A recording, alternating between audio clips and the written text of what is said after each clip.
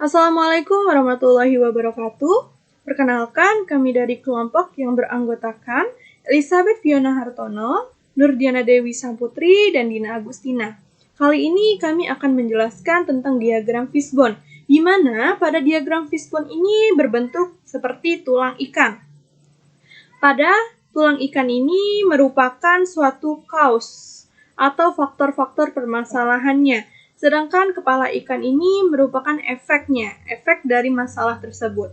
Nah, kali ini kami akan membahas tentang permasalahan tidak teraturnya pasar tradisional. Nah, faktor-faktor yang mempengaruhi tidak teraturnya pasar tradisional yaitu dikarenakan manusia, metode, lingkungan, dan material. Kali ini saya akan menjelaskan tentang metode. Faktor-faktor yang mempengaruhi dari metode ini, yang pertama, penataan perdagangan di dalam pasar disesuaikan dengan jenis dagangannya. Misalnya, pedagang ayam itu dikelompokkan dengan pedagang ayam lainnya. Pedagang daging itu dikelompokkan dengan pedagang daging lainnya. Begitu pula dengan pedagang sayur, seperti itu. Yang kedua, pedagang tidak boleh menggelar dagangannya sampai mengganggu akses jalan. Ini pedagang tidak boleh sampai keluar jalurnya. Misalnya berjualan di trotoar, itu tidak boleh karena itu akan mengakibatkan suatu kemacetan. Yang ketiga, memanfaatkan keadaan di era digital dengan membuat sebuah aplikasi market. Dengan memanfaatkan era digital kali ini, kita bisa mempermudah jual beli, sehingga masyarakat tidak perlu turun langsung ke pasar. Namun dengan menggunakan gadget juga kita bisa melakukan transaksi jual beli ini. Baiklah, saya akan menjelaskan fishbone tentang tidak teraturnya pasar tradisional. Kelas yang pertama yaitu manusia.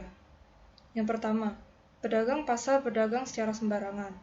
Maksudnya tidak teratur dan tidak tahu aturan tempat untuk berdagang, sehingga barang dagangannya digelar begitu saja. Yang kedua, tidak menjaga kebersihan, sehingga tempat untuk berjualan itu kotor, kumuh, dan tercemar. Yang ketiga, menggunakan trotoar sebagai tempat berjualan, padahal sudah disediakan tempat untuk berjualan. Padahal trotoar itu digunakan untuk pejalan kaki, lalu pedagang menjual barang dagangannya begitu saja. Maka dari itu sering terjadi keributan antara pedagang kaki lima dengan aparat keamanan. Kelas yang kedua yaitu lingkungan. Pasar yang kumuh menyebabkan bau yang tidak sedap.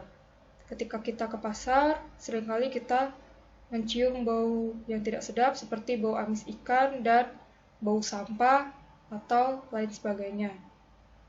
Lalu yang kedua, pasar yang tidak teratur terkadang menyebabkan jalanan menjadi macet. Karena pedagang itu menggelar dagangannya secara sembarangan, balik lagi ke kaos manusia, seperti menggunakan trotoar yang digunakan untuk pejalan kaki. Maka dari itu, pejalan kaki tidak tahu harus lewat mana, mobil dan motor juga tidak tahu harus lewat mana karena jalanan dipenuhi oleh pedagang yang berjualan. Sekian penjelasan dari saya, akan dilanjutkan oleh Dina Agustina. Baiklah, di sini saya akan melanjutkan penjelasan mengenai fishbone tentang tidak teraturnya pasar tradisional. Di sini saya akan menjelaskan bagian material. Yang pertama yaitu tempat berjualan yang tidak memadai. Ini masih ada hubungannya dengan yang dijelaskan sebelumnya, yaitu menggunakan trotoar sebagai tempat berjualan, padahal sudah disediakan tempat untuk berjualan. Yang kedua yaitu jangkauan tempat pasar yang sempit, di mana tempat orang berjualan itu tidak ada jarak antara pedagang yang satu dengan yang lainnya, atau saling berdempetan.